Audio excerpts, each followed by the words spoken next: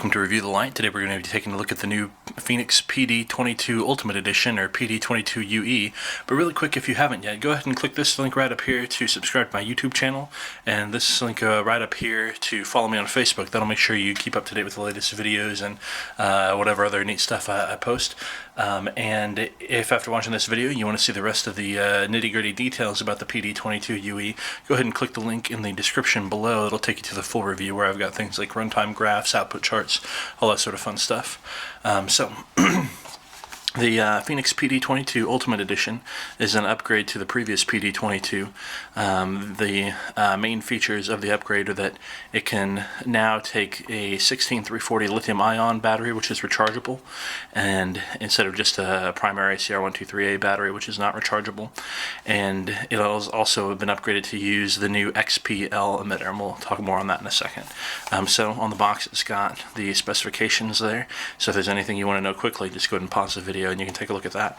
And the standard Fenix packaging here, the fun orange design. So open it up. Here you can see in the little blister pack, we've got the light itself, a diffuser. Go ahead and take these things out. And then we also have the warranty card, the manual, little advertisements for some other Fenix lights. A couple accessories here. We've got a lanyard and a couple of spare, looks like one spare O-ring, and the holster. So before I set it aside, I'll show you what it looks like in the holster.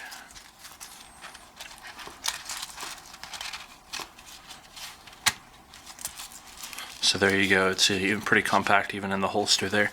The holster is Velcro on the front.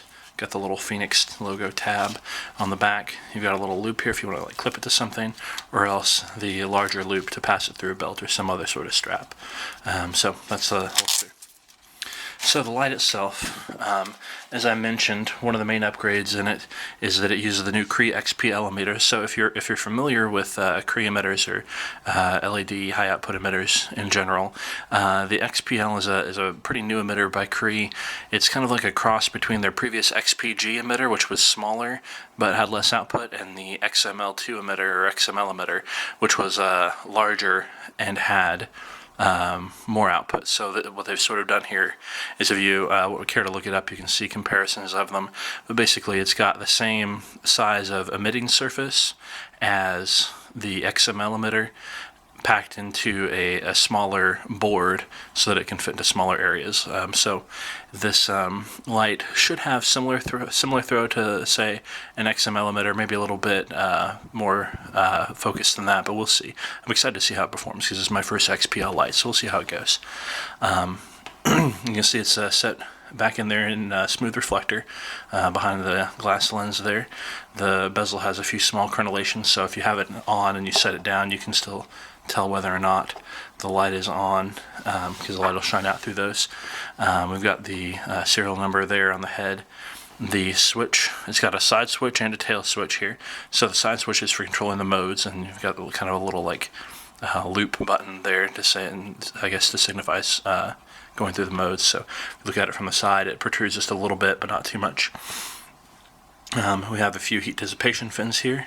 This is a pretty high output light, so there's a good heat generated.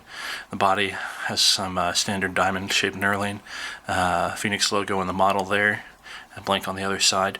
The clip is a removable clip. You just pull it on and off. It's pretty firm, so it takes a good amount of force to get on and off. It's not likely to come off by accident, but you can do it by yourself if you like. And then the tail is got the cutout on either side so that you can easily get your thumb around it and press that button really easily. However, the tail button does protrude beyond the end of the body in the tail, so it doesn't really do a tail stand. So that's that. And then it also comes with a diffuser, just a pretty basic little thing. It clips on over the side like that, so that's what that looks like. And we'll do that again once we have the light with the battery in it. So it opens up here between the body and the head. The threads are very smooth. They're small, but they are square cut and they are anodized. So my camera will focus on them. maybe not. But they are anodized and they're square cut, and they should last pretty long. And you look down in there, you can see they have a spring at that end to make connection with the negative battery terminal, and the positive battery terminal looks like it's right there. It looks like they've got it between two metal plates there that would act to serve as a reverse polarity protection, so that only a button top can make connection there. So if you put the battery in backwards, the light won't turn on or damage any circuitry. I'll confirm that in the full review, but that's my guess just by looking at it. That's what that probably is. So it can use a CR123A battery, which is the kind of a non-rechargeable cell. You just use it once and it's used up. The PD22 Ultimate Edition, the UE, can use a rechargeable lithium-ion 16340 size battery. So it's a really nice upgrade there. So when you've got the battery in there, clicking the side switch, holding down on it, doesn't do anything, which is nice because that makes it unlikely to turn on in your pocket or in your bag or anything like that. Side switches can be kind of notorious for getting accidental activation, so this one isn't going to do that. It doesn't do anything. Turn the light on or off. To turn the light on and off, you use the rear switch, so you can do momentary on just by holding down on the button for a second, or just by pressing the button about halfway, and then as soon as you release, the light turns back off. Or you can do constant on by clicking it into position and then turn it back off to click it out. And no amount of clicking this changes the mode at all. This is just on and off. So once the light's on, you control the mode with the side switch. So a single click will rotate you through the available modes. You've got the low, medium, high, and turbo. And I'll graph the outputs for those. It claims you get up to about 510 lumens. I'll check that and you can see the full review for the results. You can see the beam pattern there. It's we'll take it outside and I'll do some beam shots as well to get a better idea. But it has a definite hot spot and smooth transition out to about here where the main part of the beam ends, and then the spill goes a little further out. And you might be able to see that a little bit better as I crank it up the power here. And that gives you a better idea. The tint on it looks pretty good. Looks like it's just a pretty even white. And again, we'll see that in the beam shots and outdoors how that goes. Now once you've got it on, I'll also show how you can see the light coming out through the crenellations there. Once you've got it on, holding down on the button for about a second activates the strobe mode. So there's that. And then holding down on the button for 3 seconds takes it to the SOS mode. So that's that, and then just a single click will take you back to whatever mode you were using last, and whatever mode you leave it in when you turn it off, that's the mode that it comes back on in when you turn it back on. So right now I left it in the low, and say I turn it on, take it up to the high mode. If I turn it off and back on, it comes back on in high. So this is the function of the Fenix PD22UE. Stick around for just a second and we'll take it outside and give it a shot in the dark. Alright, we've got the Fenix PD22 Ultimate Edition here outside and we're going to give it a shot in the dark. So here I've got it and I'm going to go ahead and fire it up. Here we are in the lowest mode. You can see there the hot spot shows up on the wall over there. I can see a little bit of the spill with my eyes, but this picture seemed pretty close to what I can see. And then just run through. There we have the next mode, the third one, and the fourth. So the 4 brightness outputs you can see there. This is the brightest one. The tint shows up pretty good on the screen. It looks like pretty pure white in the middle, a little bit of a greenish ring right there, and then the rest of it's just pretty pure white also. So here you can just see what it looks like. I'll move around a little bit. There's my dog Hercules helping me out tonight. I'm a little confused. But yeah, so you can see a little bit of that tree and the power line beyond the garage there. But there's not a lot of leaves on it tonight, so obviously not seeing it as well as you would during the summer, but this is what the beam looks like. So I'll show you the 4 modes one more time. 1, 2, 3, 4. That's that, and then the strobe.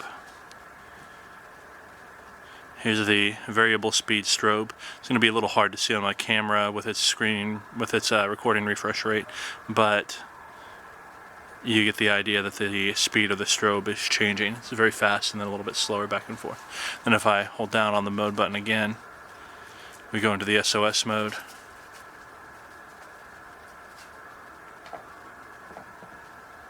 And that's that. So this has been the Fenix PD. Oh, my apologies, I forgot one thing. The diffuser here. So sorry about the dust on my screen, on my camera lens, but I'll turn it down a little bit. This is what it looks like. So the diffuser obviously goes all the way over the head and around it and protrudes a ways beyond. It's not just like a little cap, like a extra lens, but it's kind of almost a stubby little wand. So this is great for visibility in lots of directions. When it comes to actually like maybe illuminating a flood zone in your path, you kind of have to hold it like this if you want to do that, so that the light doesn't shine back into your eyes. So if you want to like walk around with it, kind of have to hold it like this, because otherwise if I'm just holding it like this, I'm getting a lot of light back into my eyes and it's hard to see what's in front of me. So it's mainly great for visibility, being the wand style, having other people see you. But if you want to use it for a floodlight for yourself, then holding it kind of like this is an option, and then you don't have to have the light shining back in your eyes so much. So with that, this is the Fenix PD22 Ultimate Edition. Thanks for stopping by Review the Light, and again, make sure if you haven't yet, click up here to subscribe to me on YouTube, over here for Facebook, and make sure to check out the full review when I finish it with the link in the description. Thanks.